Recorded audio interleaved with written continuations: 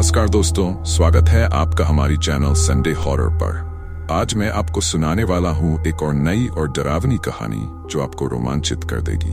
तो आराम से बैठ जाइए, अपनी सांसें थाम लीजिए, क्योंकि ये कहानी आपके दिल की धड़कनें बढ़ाने वाली है। आप इस कहानी को अंत तक जरूर सुनिए, क्योंकि हर मोड़ पर कुछ नया और खौफनाक इंतजार कर रहा है। तो चलिए शुरू करते हैं हमारी आज की भयानक कहानी। रात के लगभग 11 बजे थे।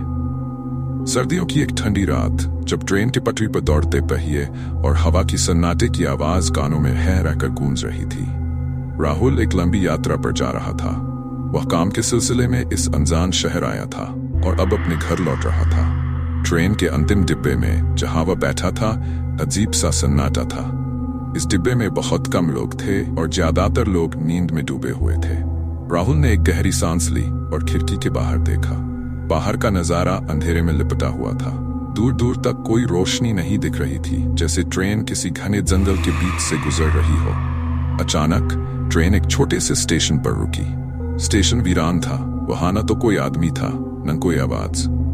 ट्रेन के रुकते ही राहुल को एक अजीब सा एहसास हुआ, जैसे कुछ अनहोनी होने वाली हो। कुछ देर बाद ट्रेन फिर से चल पड़ी, लेकिन इस बार माहौल और भी भयानक हो गया था।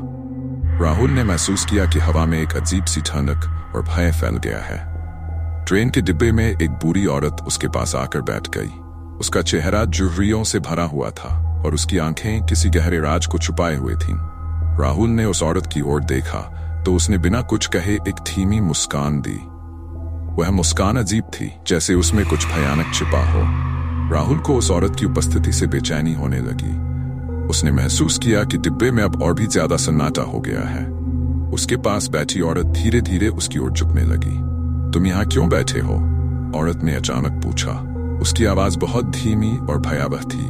राहुल ने घबराकर कहा, मैं घर जा रहा हूँ। औरत ने एक ठंडी हंसी हंसी, ये ट्रेन तुम्हें घर नहीं पहुंचाएगी। राहुल का दिल जोर जोर से धड़कने लगा। उसने महसूस किया कि ट्रेन की रफ्तार धीरे धीरे बढ़ने लगी थी और डिब्बे में और कोई इंसान दिखाई नहीं दे रहा था। वह औरत एक पल के लिए गायब हो गई, जैसे कभी वहां थी ही नहीं। राहुल घबरा गया और उसने डिब्बे के दूसरी तरफ देखने की कोशिश की, लेकिन वहां भी सन्नाटा और खालीपन ही था।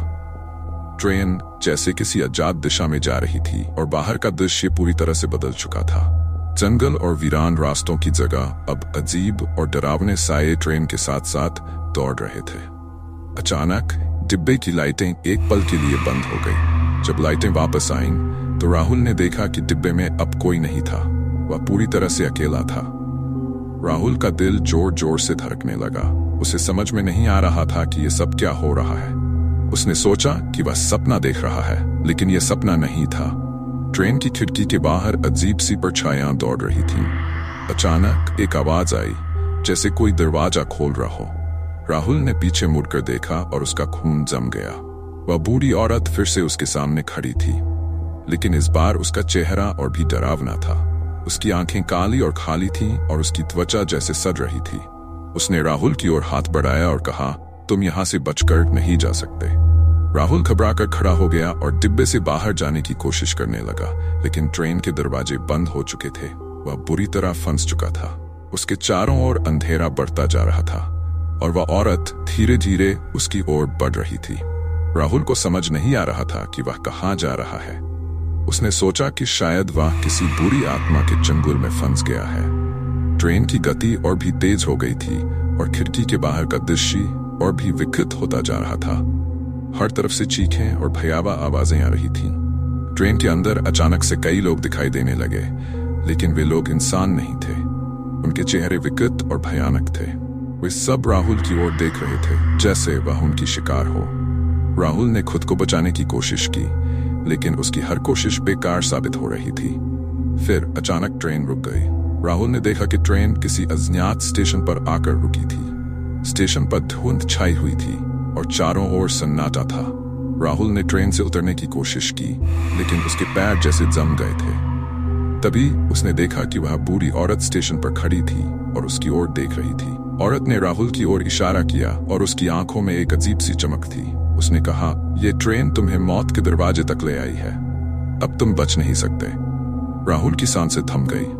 वह समझ चुका था कि वह अब एक आम इंसान नहीं रहा। वह उस भयानक ट्रेन का एक हिस्सा बन चुका था जो हर रात लोगों को एक अनजान भयानक दुनिया में ले जाती थी। राहुल ने महसूस किया कि उसका शरीर अब ठंडा हो रहा था और उसकी आत्मा धीरे धीरे उस ट्रेन के साथ जुड़ रही थी। अंत में ट्रेन फिर से चल पड़ी और इस बार राहुल उसके यात्रियों में से एक बन चुका था। वह ट्रेन अब भी हर रात चलती है और उसके अंतिम डिब्बे में बैठने वाला हर इंसान अपने साथ कोई भयानक किस्सा लेकर लौटता है, अगर वह लौट पाता है। उस रात की ट्रेन में बैठा हर यात्री अब राहुल की तरह ही उस ट्रेन का हिस्सा बन चुका था जो कभी किसी मंजिल पर नहीं पहुंचती। राहुल अब ट्रेन के अंदर फंस चुका था। उसकी सांसें तेज हो रही थीं और वह पूरी तरह से डर के साये में जी रहा था। ट्रेन अब एक अजीबोगरीब स्टेशन पर रुक चुकी थी जो किसी दूसरी दुनिया का प्रतीत हो रहा था। स्टेशन पर कोई नाम या संकेत नहीं थे, केवल घना कोहरा और एक भयानक सन्नाटा। राहुल ने हिम्मत जुटाई और ट्रेन से उतरने का फैसला किया।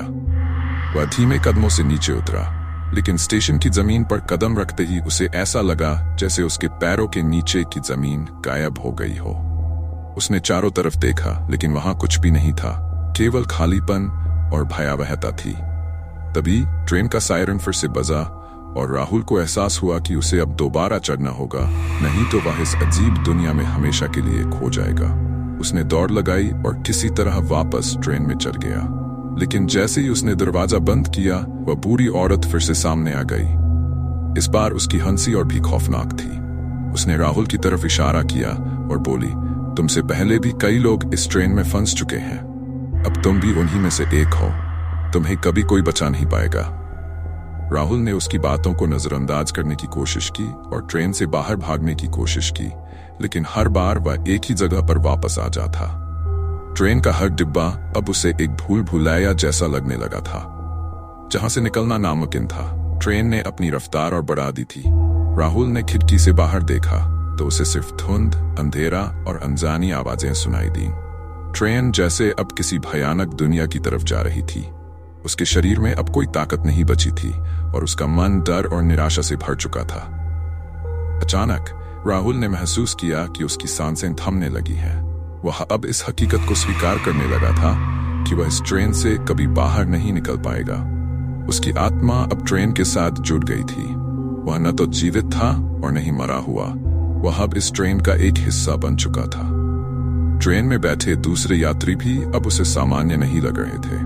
वे सब उसी की तरह फंसे हुए थे। उनके चेहरों पर एक स्थायी डर और हताशा की झलक थी। वे सब किसी अदृश्य शक्ति के बंधक बन चुके थे। ट्रेन हर रात चलती थी और इस खौफनाक सफर में जो भी फंसता वह कभी वापस नहीं आ पाता। राहुल का चेहरा अब पूरी तरह से डर से विकृत हो चुका था। उसने खुद को ट्रेन की सीट पर गिरा दिया। उसकी आंखें अब किसी जीवित इंसान की तरह नहीं, बल्कि एक खोई हुई आत्मा की तरह लग रही थीं। ट्रेन की खिड़कियों के बाहर से अब केवल अंधेरा ही दिखाई देता था और कहीं कोई अंत नहीं था। ट्रेन की गाड़ी लगातार दौड़ती रही और उस रात के बाद से राहुल का कोई अता पता नहीं चला। जो लोग उस ट्रेन में बैठे थे वे सब धीरे धीरे गायब हो गए। ये ट्रेन अब भी रात के अंधेरे में चलती है और जो भी इसमें सफर करता है वह कभी वापस नहीं लौटता। ये ट्रेन, जिसका कोई नाम नहीं, हर रात एक भयानक यात्रा पर निकलती है। जो कोई भी इसके आखिरी डिब्बे में बैठता है वह हमेशा के लिए खो जाता है, राहुल की तरह। राहुल अब उस ट्रेन का हिस्सा बन चुका था जो कभी भी किसी मंजिल पर नहीं पहुंचती, और इस अनंत यात्रा में वह हमेशा के लिए फंस गया था। मौत और जीवन के बीच की दुनिया में, जहां से कोई बच नहीं सकता।